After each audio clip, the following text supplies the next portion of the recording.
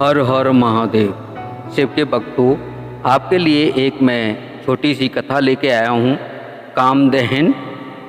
भगवान शिव के आदेश से सप्तऋषि भगवती पार्वती की परीक्षा लेने गए।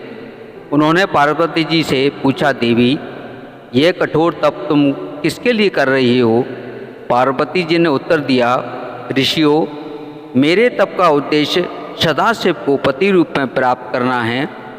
ऋषियों ने कहा, देवी नारद ने तुम्हारी बुद्धि को बिगाड़ दिया है।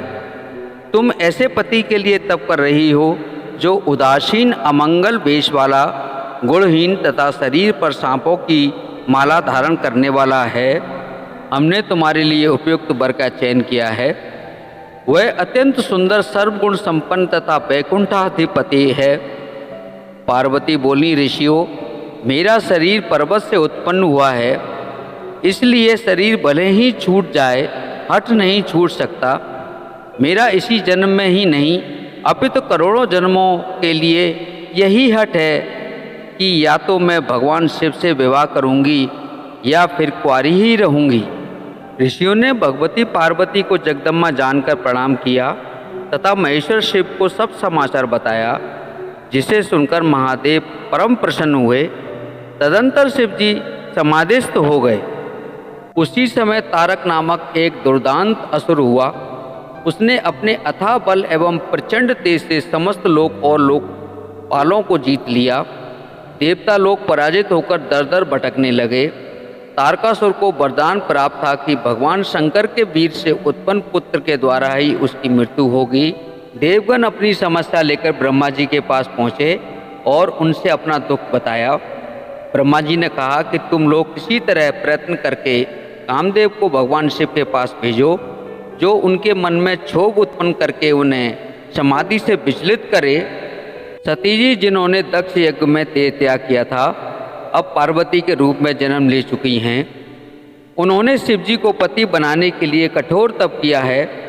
शिव जी की समाधि भंग होने पर हम उनसे विवाह का निवेदन करेंगे। इस प्रकार भले ही देवताओं का हित हो और कोई उपाय नहीं है। ब्रह्मा जी की सलाह मानकर देवताओं ने कामदेव से प्रार्थना की तथा अपनी सारी विपत्ति कही। कामदेव ने कहा, मैं भली बात जानता हूँ कि शिव विरोध में मेरा कल्याण नहीं है, फिर भी लोकाहित के लिए मैं यह कार्य अवश्य करूँगा। ऐसा कहकर कामदेव अपना पुष्प का धनुष बाण लेकर भगवान शिव के समीप गया। उसने अपने प्रभाव से समस्त भूमंडल को वश में कर लिया।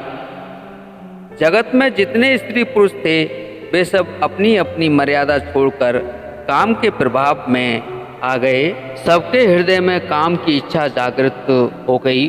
सारे जगत में खलबली मच गई। योगी और तपस्वी भी काम के बस में हो गए, तो पामर मनुष्यों की गिनती ही क्या। स्त्रियां सारे संसार को पुरुष में तथा पुरुष स्त्री में देखने लगे। किसी के भी हृदय में धैर्य नहीं रहा। इस प्रकार समस्त संसार को अपने वशीभूत कर कामदेव परमेश्वर शिव के पास पहुंचा। आम के वृक्ष की एक सुंदर डाल पर वह बैठ गया। अपने पुष्प धनुष से उसने 5 बाण छोड़े जो शिवजी के हृदय में लगे। शिवजी ने आंखें खोलकर कामदेव को देखा तो उन्हें बड़ा क्रोध हुआ। तब उन्होंने अपना तीसरा नेत्र खोलकर उसके प्रचंड तेज से कामदेव को जलाकर भस्म कर दिया। अपने पति की दुर्दशा देखकर कामदेव की पत्नी रति ने अनेक प्रकार से शिवजी की विनती की। भगवान भोलानाथ ने प्रसन्न होकर कामदेव को अनंग बना दिया तथा कालांतर में भगवान श्री कृष्ण के पुत्र प्रद्युम्न के रूप में उसके जन्म लेने का वरदान भी रति को दे दिया। भगवान शिव का आश्वासन पाकर रति परम प्रसन्न हुई। वह भगवान शिव के चरणों में बारंबार प्रणाम कर उनकी स्तुति करते हुए अपने धाम को चले गए। हर हर महादेव। दोस्तों, ये कहानी आपको कैसी लगी? कृपया कमेंट में हर हर महादेव अवश्य लिखें। लाइक करें, सब्सक्राइब करें। हर हर महादेव।